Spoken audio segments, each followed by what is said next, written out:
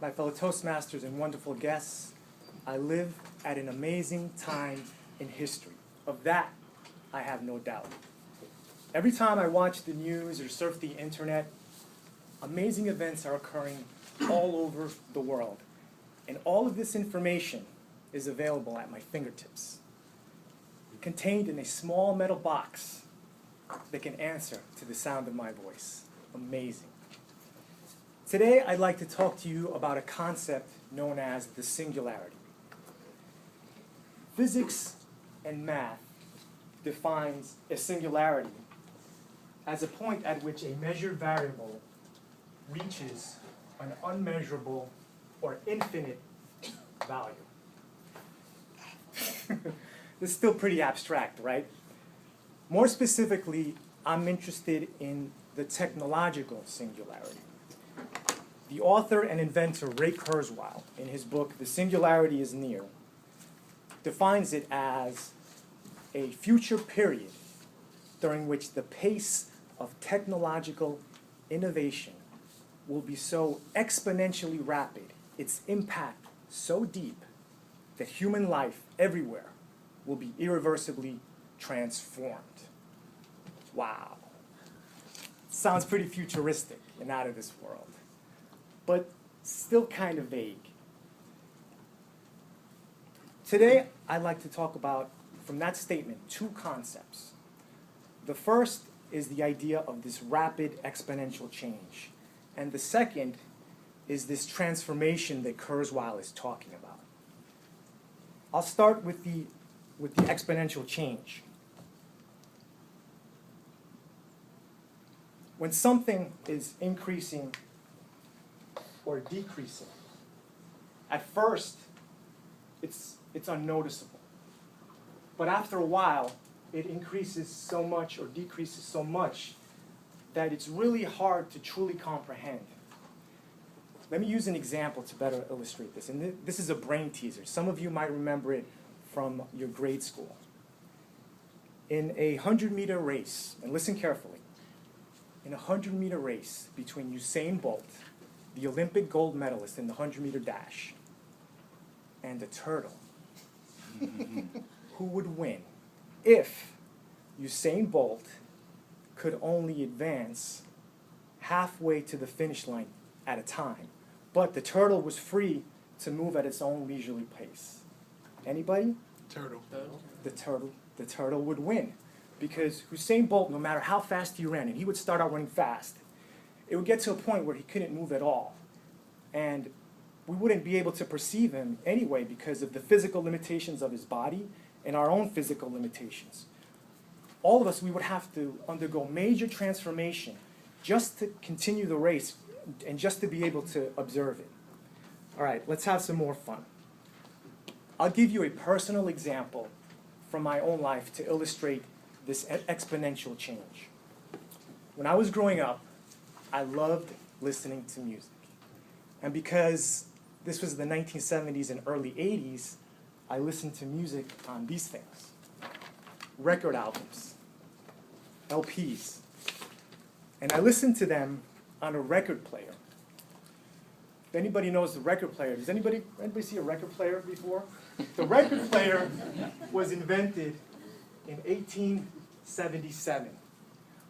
100 years later, I'm using one to listen to my music. That was fine, I really enjoyed it. But the problem with it is that I couldn't take it with me.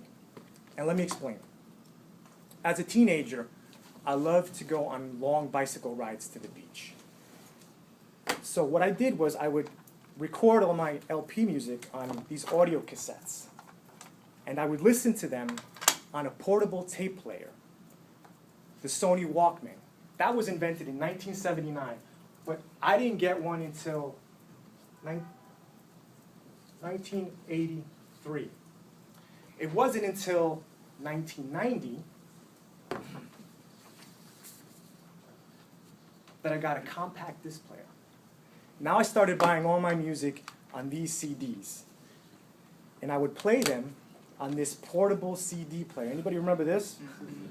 And then I would carry all my CDs in this case. And I would take them along with me on those long bicycle rides to the beach. Then 14 years later, in 2004, I got my first MP3 player.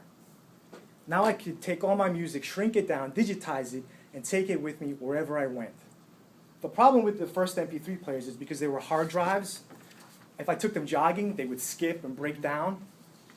But in 2009, 5 years later, I got a flash drive MP3 player. My problem was solved. The only problem with that is that now I had to carry my cell phone separately. But only until 2011, when I got my first smartphone, my iPhone. That device there, I can combine my music for music listening, my cell phone for keeping track of my wife, my iPad for surfing the internet, and a video camera to record all my Toastmaster speeches. But look at the progression of time here. Notice that. Notice the technological advancement, the shorter and shorter times to get to the new advancement. So then, what's next? Anybody? Let's not forget the internet. The internet is another example of a technology whose reach is increasing exponentially across the whole world.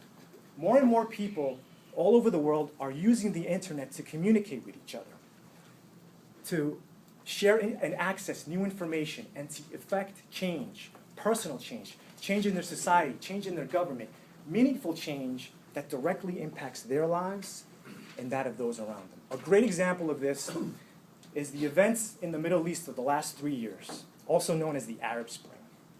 If you recall, in Tunisia and Egypt, oppressive dictators who had ruled for decades were toppled in a matter of weeks. How was this done? Protesters used cell phones and social media to mobilize and to organize their demonstrations. They also uploaded videos of the police beating and killing other protesters to YouTube and to Facebook for the whole world to see and to be inspired to affect their own change. My friends, we are witnessing a sea change in the way humans are using technology available to them. We live at an amazing point in history. This is our time, and because of technology, our world is changing at an ever-increasing pace. These rapid changes, they might be easy to see standing here from our vantage point in 2013. The changes to come, however, will be more difficult to comprehend, even for a futurist like Ray Kurzweil.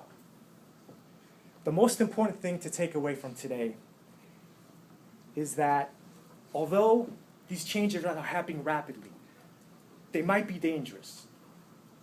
The only way they will help us is if we are willing to help each other, like the protesters in Tunisia and Egypt, communicating with each other in a transparent manner. Here it is.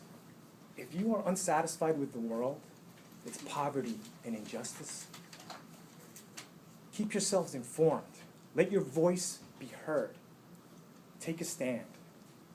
You are now free to tweet and to post. Mr. Toastmaster.